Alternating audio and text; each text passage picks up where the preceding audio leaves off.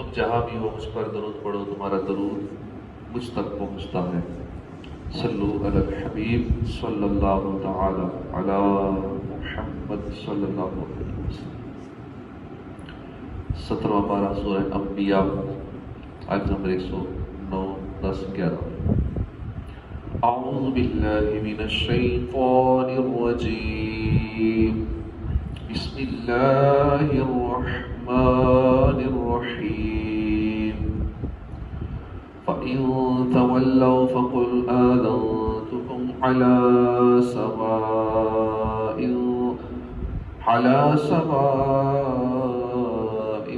وَإِنْ أَدْرِي أَقَرِيبٌ أَمْ بَعِيدٌ مَا تُوعَدُونَ إِنَّهُ يَعْلَمُ الْجَهْرَ مِنَ الْقَوْلِ وَيَعْلَمُ مَا تَكْتُمُونَ وَإِنْ أَدْرِي لَعَلَّهُ فِتْنَةٌ لَكُمْ وَمَتَاعٌ إِلَى حِينٍ۔ اللہ کے نام سے شروع جو نہایت مہربان رحمت والا۔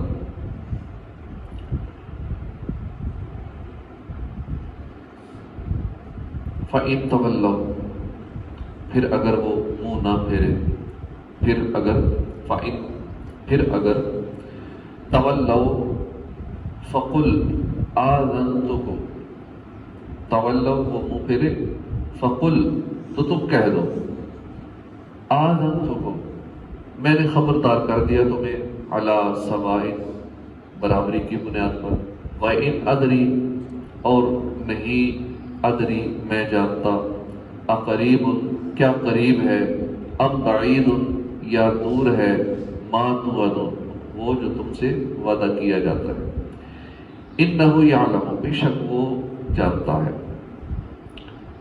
جہر من القول بلند آواز سے کہی گئی بات، ویعلم ما تکتمون اور وہ جانتا ہے جو تم چھپاتے ہو، وَإِنْ أَدْرِي اور نہیں میں جانتا، لَعَلَّهُ فِتْنَةٌ لَكُمْ شاید وہ آزمائش ہو تمہارے لیے، وَمَتَاعٌ إِلَىٰ حِينٍ اور فائدہ دینا ہے ایک وقت تک۔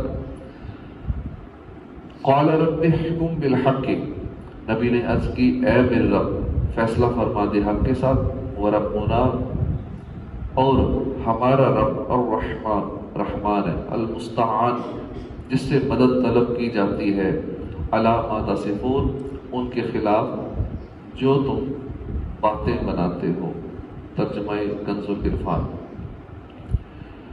پھر اگر وہ منہ پھیرے تو تم فرما دو میں نے تمہیں برابری کی بنیاد پر خبردار کر دیا ہے، اور میں نہیں جانتا کہ تمہیں جو وعدہ دیا جاتا ہے وہ قریب ہے یا دور ہے۔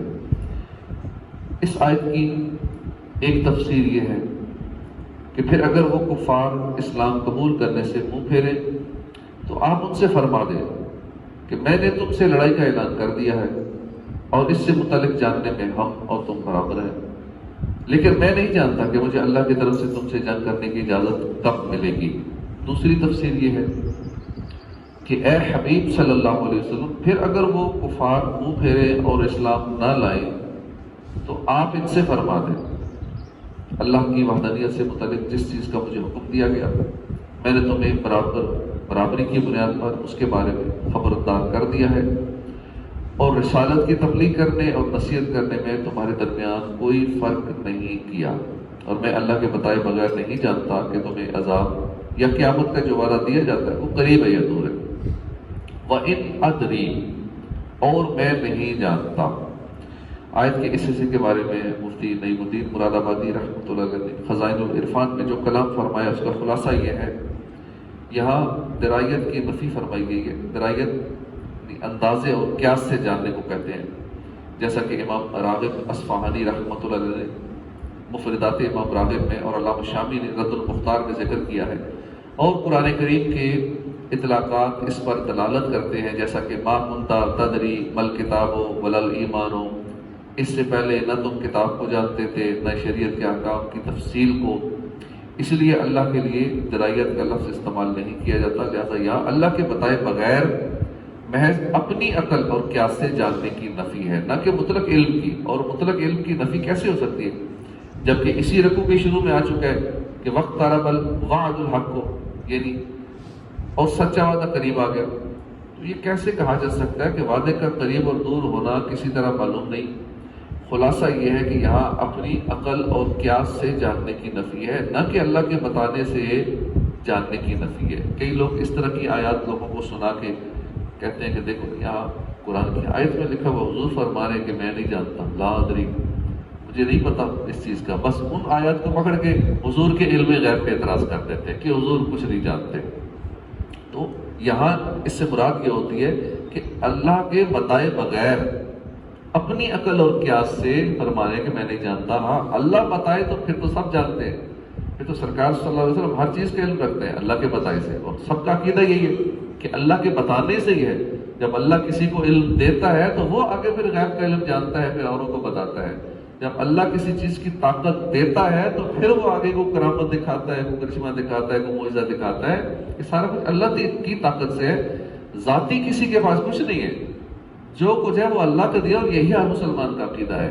لیکن لوگ عقیدہ خراب کرنے کے لیے اس طرح کی باتیں کرتے ہیں، اور پھر ڈائریکٹ حضور کی ذات پہ بہت سارے اعتراضات کر کے اپنا ایمان برباد کر لیتے ہیں، غلط فہمی میں مبتلا ہو جاتے ہیں، اور فوراً ان کو کوئی پوائنٹ مل جاتا ہے، جیسے اس طرح کی بات کو ملتی ہے ڈاؤٹ فول، فوراً کوشش کرتے ہیں حضور کی ذات پہ اٹیک کرنے کی، اور بڑے خوش ہوتے ہیں، یہ آیت مل گئی نا، دیکھو لکھا حضور فرما رہے میں نہیں جانتا، بڑے خوش ہوتے ہیں، یعنی حضور کے علم کی نفی کے بارے میں خوش ہوتے ہیں۔ اور جو عاشق رسول ہوتا ہے وہ ایسی آیتیں دیکھ کے خوش ہوتا ہے جس میں حضور سب جانتے ہیں، ایسی حدیثیں جس میں حضور فرماتے ہیں پوچھو مجھ سے جو پوچھنا ہے قیامت تک کے لیے، جو کچھ ہونا ہے، جو ہونے والا ہے، مجھ سے پوچھو۔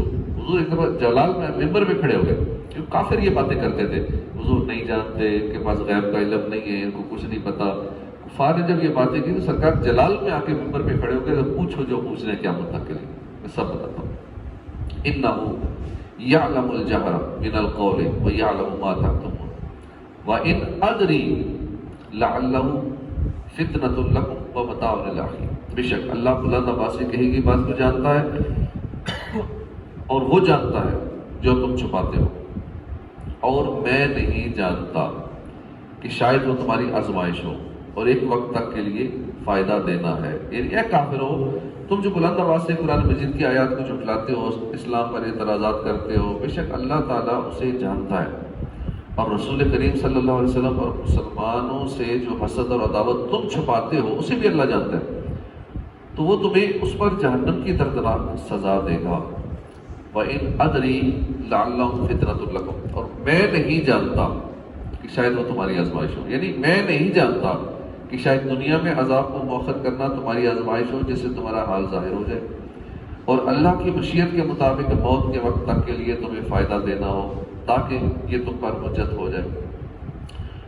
قَالَ رَبِّ احْكُم بِالْحَقِّ، نبی نے عرض کیا اے میرے رب حق کے ساتھ فیصلہ فرما دے، اور ہمارا رب رحمان ہی ہے جس سے ان باتوں کے خلاف مدد طلب کی جاتی ہے جو تم کرتے ہو۔ یہاں حضور اقدس صلی اللہ علیہ وسلم کی دعا کا ذکر ہے کہ آپ نے اللہ سے یہ دعا فرمائی، اے میرے رب میرے اور ان بندوں کے درمیان، میرے اور ان کے درمیان جو مجھے جھٹلاتے ہیں، اس طرح حق کے ساتھ فیصلہ فرما دے کہ میری مدد کر اور ان پر عذاب نازل فرما۔ چنانچہ حضور کی یہ دعا قبول ہوئی، اور جنگ بدر، جنگ احزاب، جنگ حنین وغیرہ میں کفار مبتلا عذاب ہوئے۔ آیت کے آخر میں نبی کریم صلی اللہ علیہ وسلم سے فرمایا گیا کہ آپ کافروں کو وعید بیان کرتے ہوئے فرما دیں کہ ہمارا رب رحمان ہی ہے جس سے شرک اور کفر اور بے ایمان کی ان باتوں کے خلاف مدد طلب کی جاتی ہے جو تم کرتے ہو۔ یہاں تک ہماری سورہ انبیاء ختم ہوئی۔ اس کے بعد سورہ حج شروع ہو رہی ہے۔ سورہ حج کا تعارف یہ مکی یا مدنی ہونے میں اس میں اختلاف ہے۔ ایک قول یہ ہے کہ ھذا خصمان سے لے کر وَہُدُوا إِلَىٰ صِرَاطِ الْحَمِيدِ تک 6 آیتیں مدنی ہیں، باقی آیتیں مکی ہیں۔ حضرت عبداللہ بن عباس اور امام مجاہد کا ایک قول یہ ہے کہ سورہ حج مکی ہے۔ البتہ ھذان خصمان سے لے کر 3 آیتیں مدنی ہیں۔ جمہور کے نزدیک سورہ حج کی بعض آیتیں مکی ہیں، بعض مدنی ہیں۔ یہ متعین نہیں ہے کہ کون سی آیتیں مکی ہیں کون سی مدنی۔ اس میں 10 رکوع ہیں، 78 آیتیں ہیں۔ اس سورہ مبارکہ میں حج کا اعلان عام ہے اور حج کے احکام کا ذکر ہے۔ اسی مناسبت کی وجہ سے اس سورت کو سورہ حج کے نام سے موسوم کیا گیا ہے۔ حضرت عقبہ بن عامر فرماتے کہ میں نے عرض کی یا رسول اللہ کیا سورہ حج کو اس طرح بزرگی دی گئی کہ اس میں 2 سجدے؟ ارشاد فرمایا ہاں، اور جو شخص یہ 2 سجدے نہ کرے وہ ان دونوں کو نہ پڑھے۔ مفتی احمد یار خان نعیمی فرماتے ہیں یہ حدیث حضرت امام شافعی کی دلیل ہے کہ سورہ حج میں 2 سجدے ہیں۔ امام اعظم کے نزدیک مجموعی اعتبار سے تو 2 سجدے ہیں کہ ایک سجدہ تلاوت، دوسرا سجدہ نماز کا، لیکن خاص سجدہ تلاوت کے اعتبار سے سورہ حج میں صرف 1 سجدہ ہے، یعنی پہلا دوسری آیت میں سجدہ نماز مراد ہے نہ کہ سجدہ تلاوت، کیونکہ وہاں ارشاد ہوا ارکعوا واسجدوا، یعنی سجدے کا رکوع کے ساتھ ذکر ہوا، اور جہاں رکوع سجدہ مل کر آئے وہاں سجدہ نماز مراد ہوتا ہے۔ رب تعالیٰ فرماتا ہے واسجدی ورکعی۔ نیز تحتاوی نے حضرت ابن عباس سے روایت کی کہ سورہ حج میں پہلا سجدہ عظیمت ہے، دوسرا سجدہ تعلیم۔ نیز یہ حدیث علاوہ ضعیف ہونے کے امام شافعی کے بھی خلاف ہے، کیونکہ وہ قرآنی سجدے واجب نہیں مانتے، سنت مانتے ہیں، اور اس حدیث سے وجوب ثابت ہوتا ہے کہ فرمایا کہ یہ سجدے نہ کرے وہ یہ صورت ہی نہ پڑھے۔ بہرحال اس حدیث سے استدلال کبھی نہیں۔ اس صورت کا مرکزی مضمون یہ ہے کہ اس میں حج کی فرضیت، حج کے مناسک، جہاد کی مشروعیت، دین اسلام کے بنیادی عقائد کو دلائل کے ساتھ بیان کیا گیا ہے، اور اس صورت میں مزید یہ چیزیں بیان کی گئی ہیں۔ اس صورت کی ابتدا میں لوگوں کو اللہ سے ڈرنے کا حکم دیا گیا، قیامت کے ہولناک مناظر بیان کیے گئے، مخلوق کی موت کے بعد دوبارہ زندہ کرنے پر اللہ کی قدرت کی دلیل بیان کی گئی کہ جو رب تعالیٰ مردہ نطفے سے زندہ انسان اور بنجر زمین کو پانی برسا کر سرسبز کرنے پر قادر ہے، مخلوق کو دوبارہ زندہ کرنے پر بھی قادر ہے۔ دین اسلام کے بارے میں شک اور تردد میں رہنے والوں کا حال بیان کیا گیا۔ 5 قسم کے کفار کو ہونے والے عذاب اور مسلمانوں کو ملنے والی جزا بیان کی گئی۔ حج کے اعلان عام کا ذکر کیا گیا، اور حج اور حرم سے متعلق چند احکام بیان کیے گئے۔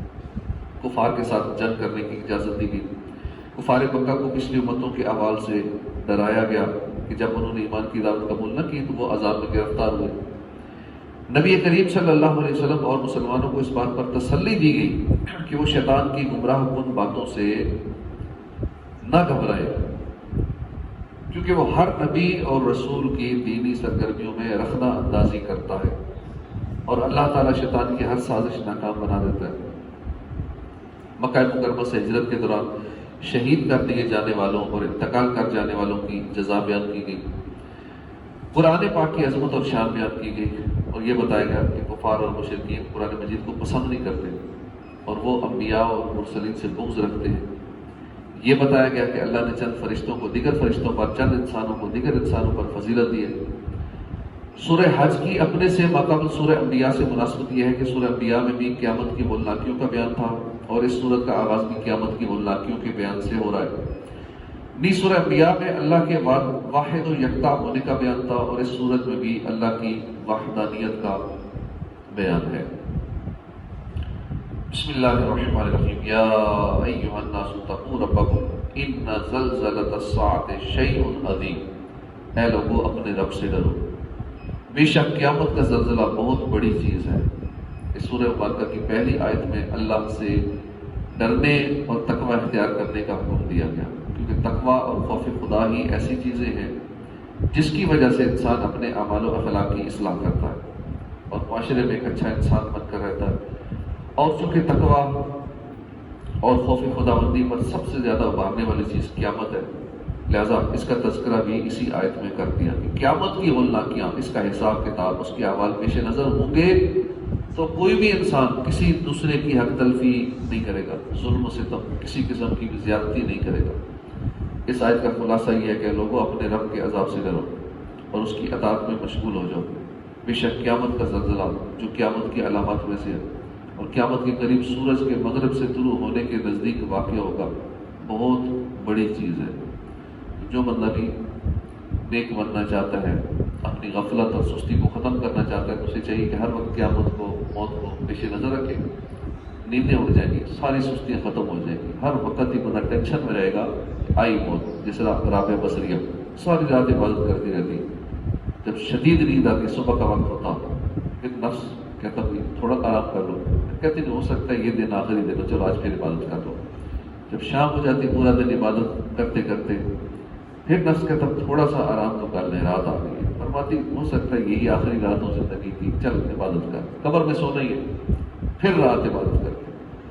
اس طرح عبادت میں حضرت رابعہ مصری نے 50 سال گزار دی کہ تکیے پر سر نہیں رکھا، کیونکہ موت کی فکر تھی، ٹینشن تھی کہ پتہ نہیں ابھی آئی موت، ابھی آئی موت۔ تو یہ موت جو ہے یہ عیاشیوں مزوں کو ختم کر دیتی ہے، نیندیں اڑا دیتی ہے، کھانا پینا بھول جاتا ہے۔ ایک اونٹ بہت شرارتی تھا، اس کے کان میں اتنا بتایا گیا کہ تو نے مرنا ہے، بس موت کا سن کر اس کے بعد اونٹ نے کھانا ہی چھوڑ دیا۔ چند دن بعد بالکل وہ ہڈیاں مسلیاں اس کی نظر آنے شروع ہو گئی۔ اگر ہمیں قیامت کا خوف ہوگا، ہر وقت موت کا ڈر ہوگا کہ موت ابھی بھی آ سکتی ہے، اس وقت بندہ پھر الرٹ ہو جاتا ہے، پھر محتاط ہو جاتا ہے، وہ ساری دنیاوی لذتیں بھول جاتا ہے، پھر اس کی بھوک بھی ختم ہو جاتی ہے، نیندیں ختم ہو جاتی ہیں، تو ہر وقت بندہ پھر عبادت کی طرف مائل ہو جاتا ہے۔ اللہ پاک ہمیں مرنے سے پہلے موت کی تیاری کرنے کی توفیق عطا فرمائے، آمین بجاہ نبی العمین صلی اللہ علیہ وآلہ وسلم۔